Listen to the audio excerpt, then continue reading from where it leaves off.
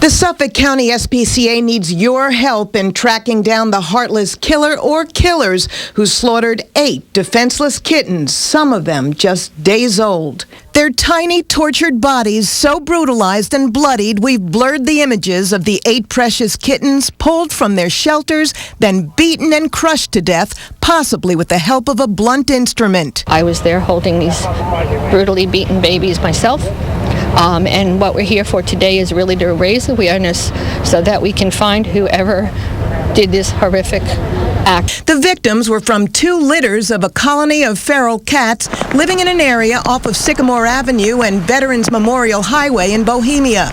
The mothers, Midnight and Chaps, and their babies were all seen alive and well last Thursday morning. Their caretaker, too distraught to go on camera, stumbled on the massacre the next morning when she went to feed them. Once we saw the vet report and see the way these animals were some tortured and slaughtered in such a depraved, sadistic manner, as I said, we obviously are doing an active investigation. The dead kitties' mothers haven't been the same since. They're frantic. They're still running from shelter to shelter trying to find those babies. They don't understand what happened.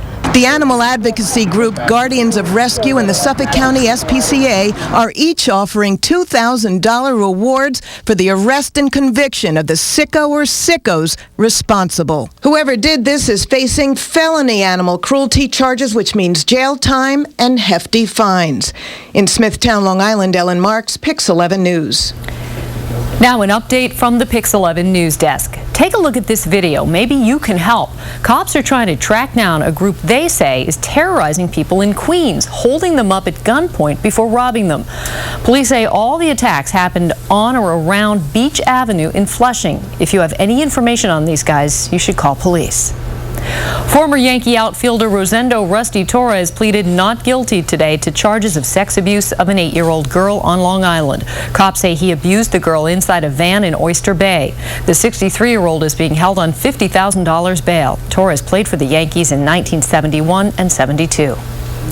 An insurance inspector says the house fire in Carmel that left 4 people dead last week started outside the house near the gas and electric meters. Authorities are looking into the possibility that one of the meters malfunctioned, starting the fire, but they say it's also possible a person caused the fire, possibly by carelessly tossing a cigarette. A Larchmont police captain, his wife, and 2 daughters were killed. Only their son survived.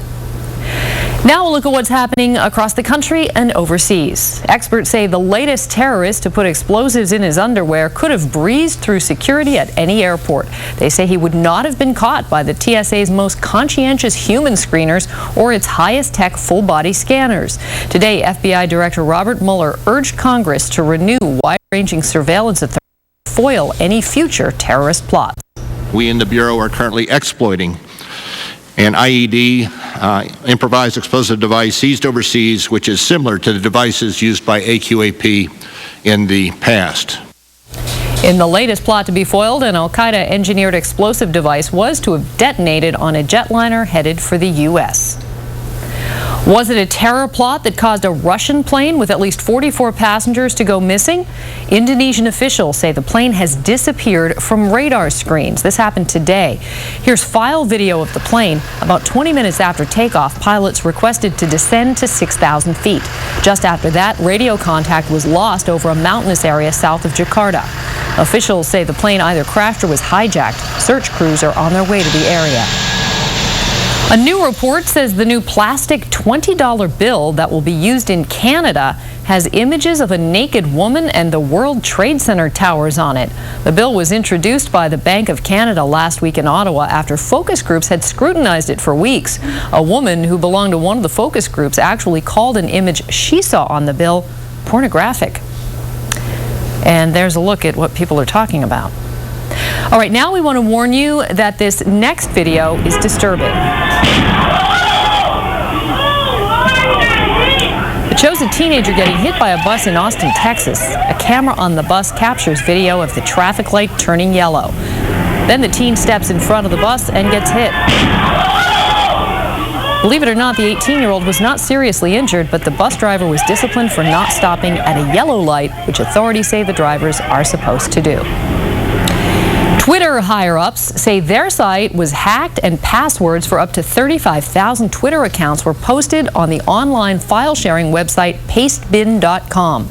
Twitter says it's trying to figure out how this could have happened. The apparent data breach came as Twitter challenged a court order to subpoena personal data and tweets as evidence in a case involving an Occupy Wall Street protester. And it's a horror story in Atlanta as a couple's home is being invaded by possums that crawl into their apartment. They say the nasty things get inside by crawling down the fireplace and then hide all over the place. But things got really disgusting when the couple's 8-year-old went to use the bathroom. The 8-year-old go to use the bathroom, sits on the toilet, and something splashes on her. She turned around and looked, and she like, ah, Mama, there's possums in the toilet. Finally, management agreed to move the family into a new unit.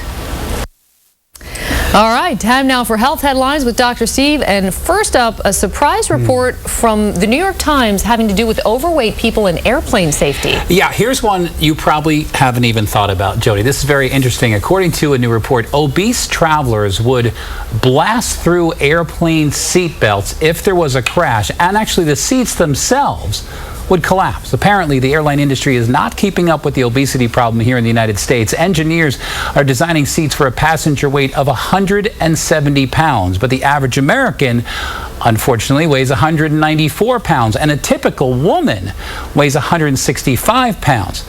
No word on if or when they're going to change the design. Now, I have a problem because I weigh 225, and I never thought that the seatbelt or the seat wouldn't support me, but if there's a crash, I don't think I really have too much to worry about. Well, you wouldn't never be know. good. Yeah, well, it's not good. All right. Yeah. Well, a new exercise tip for guys: ditch the ladies if we want to lose more weight. Yeah, I don't know if I agree with this one, but I'm going to give it to you anyway. According to a new report, guys who attend exercise classes lose more weight when there's no women around. While there's no solid explanation for this, it could be that the guys are more comfortable with their own bodies around other guys. They're also a more secure environment because it's all male. For me, it works the other way. If I'm in a class with girls or women, I'm going to try and work out harder because I don't want them to think that I'm not, doing my most macho thing to do. So, but apparently in this study, it worked the other way around. Huh. And finally, Facebook can be as satisfying as